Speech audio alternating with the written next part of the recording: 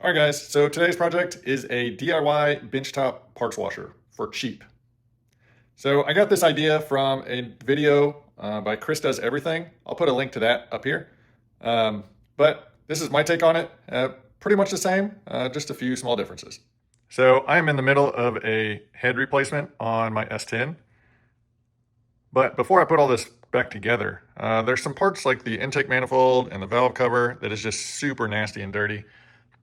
Lots of oil buildup on it, and I want a way to clean that without going through 30 cans of brake cleaner.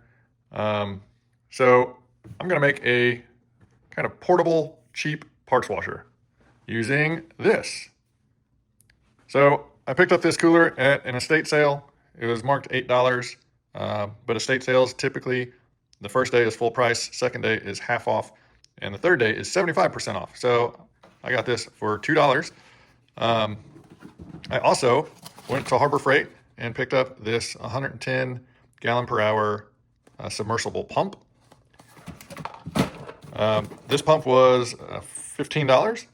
And then Menards had this parts cleaning brush for $2. I also got a roll of 5/16 vinyl tubing. Took my little fitting out of the pump in with me, and it's a nice snug fit. And then I got a pair of chemical resistant gloves just to protect my hands. And then for inside of this, at the same estate sale, was this little caddy shampoo. I don't know what it was used for, but it fits perfectly in there. It will keep my part out of the liquid down in the bottom and give me, a little better working height than working in the very bottom of the cooler. So pretty straightforward and simple. Another thing that's nice is up here in the top, there's a little threaded hole here. I think this was originally, you could like thread an ice pack into the top of the cooler, but I'm probably going to use that as like a clamp for the hose, or maybe a clip for the brush to keep it up. I don't know. So let me get this stuff out and get it together. Also, what I'm going to be using in this, you could use a variety of things. I've got some Crud Cutter parts washer cleaner degreaser. I actually use this in my ultrasonic cleaner. And so I already had this on hand. I will probably do some dilution of this. I'm not sure what strength yet. But these little pumps, they're just made for water. And so running any kind of solvent, mineral spirits or acetone or any of the other like heavy duty solvents would probably destroy this pump. We're going to see how it does with kind of this water-based cleaner, and hopefully it holds up. And here's a look at the valve cover. It's actually, I'd used some mineral spirits and then an old toothbrush and just kind of scrubbed on it to try to break up some of the real thick grime. And then I was like, how am I going to get all this off of here? So that's why I went down this route. Okay, so I rinsed this out just because it was kind of dusty. The pump has suction cups on the bottom of it just to hold it to the bottom. It wasn't sticking because of all the dust. And this particular pump says it can do a 3.5 foot lift. So if you imagine the hose coming out of it, the max length you'd be able to do is 3.5 feet. I just cut this just a little over 2 feet. I routed it up through the hole in the little tray here, and so I can just kind of direct that fluid wherever I need to go. Got the brush. Cord is just going to come up and come out and plug in. This cleaner says for light to medium soiling, use 12 ounces per gallon of water. Here's my measuring cup. I just cut the top off of a aluminum can. Maybe I'll do 2 cans to a gallon of water and just see how much is in the bottom.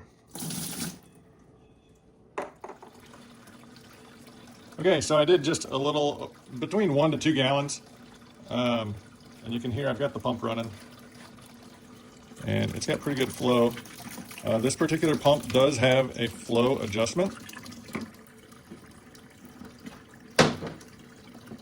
And it's just by turning like a little dial. I don't know if I'm going to like that hose being through that grate, because if I need to take this grate out for any reason, it's kind of a pain. So I'm going to unplug that and redo that. All right, so the lowest setting It's just kind of a trickle. And that might be desirable because you don't really want a ton of fluid flowing over the part you're cleaning.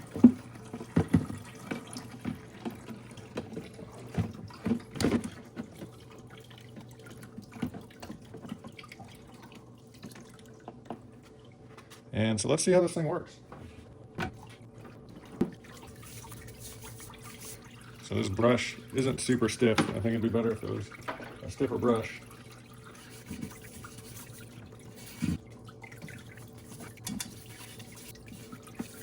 Now this parts washer stuff, it does say you may need to, submerge and leave the part in overnight if it's too bad.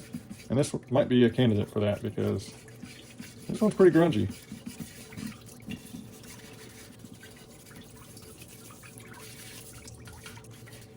Kind of torn. I want to turn the flow up a little bit, just so it kind of washes stuff away a little faster.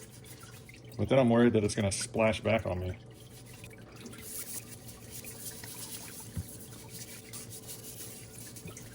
I think what I'm going to do for this part is, because it'll fit all the way in this cooler, I'm just going to completely submerge it for 20 or 30 minutes, and then hopefully this stuff will just kind of brush right off.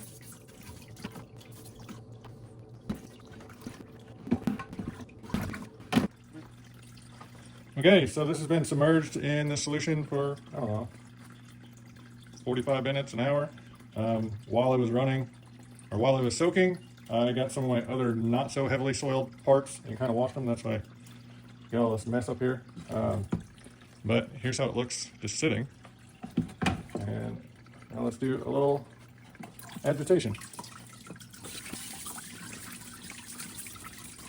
So it's doing a decent job. This brush, like I mentioned earlier, these bristles aren't very stiff.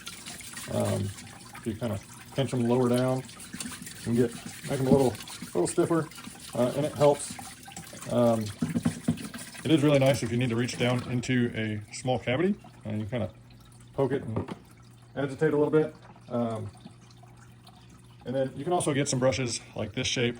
This is brass wire, but you can get some nylon brushes like this too that would probably be a little better than this in some scenarios. But also the gray Scotch-Brites do a really good job because they're not really aggressive enough to take material off, but they'll definitely get the dirt off. But I will say this is not working quite as well as I had hoped it would. Maybe it's my concentration of cleaner based on how heavily soiled these parts are.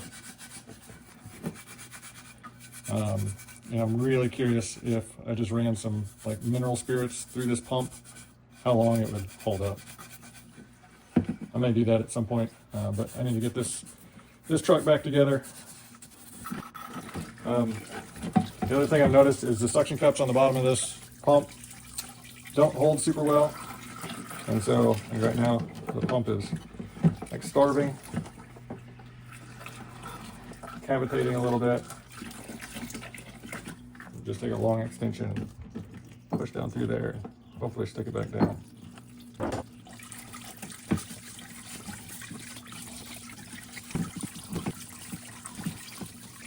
There's another YouTube channel. I'm trying to think of the name of it. I'll put it up on the screen here. But he makes some little wire brushes that you can chuck into a drill, and he just uses like copper or steel cable to make the bristles of the brush. Doing something like that for this might be nice, just if you had something on a long handle, and you kind of get into these little areas with some copper wire instead of steel, just to break up the gunk, but not really damage the base metal. I'll put a link to that up in the corner. So I left for a couple hours to go do some other stuff. I left this sitting just like this. The thing that's nice about this water-based solvent is my garage doesn't smell like solvent. So it may have taken a little longer to get things as clean as this. And overall, this is fairly clean. Way better than it was. Obviously, I could spend some more time on it, get the little nooks and crannies. But for what it is, it's going to be fine. And I can now actually pick it up and handle it and not have my hands be completely black. So I think it's definitely going to be a useful thing to have around the shop. Pretty cheap to put together. Most people have coolers, and if not, you can usually find them super cheap at garage sales, estate sales, sometimes laying on the side of the road. So I had the pump, which was $15, a couple dollars worth of hose, the brush that I got for $2. Take it or leave it. I think spending a couple bucks on kind of this style, get the nylon brush variety. Little stiffer bristles would probably be better. But for under 20 bucks, it works good. You could use Simple Green or some other cleaner, but Simple Green will negatively affect the appearance of aluminum. It will turn it hazy. So the scrub cutter stuff that I had, I specifically got that because it does not discolor aluminum. So hopefully that gives you some ideas of how you can get a pretty capable parts washer that doesn't have a huge footprint. This is something I can empty out, clean up, store away on a shelf until the next time I need it. So if you have any questions or comments, leave them down below. Give me a thumbs up if you like what I do. Hit that subscribe button, and we'll see you later.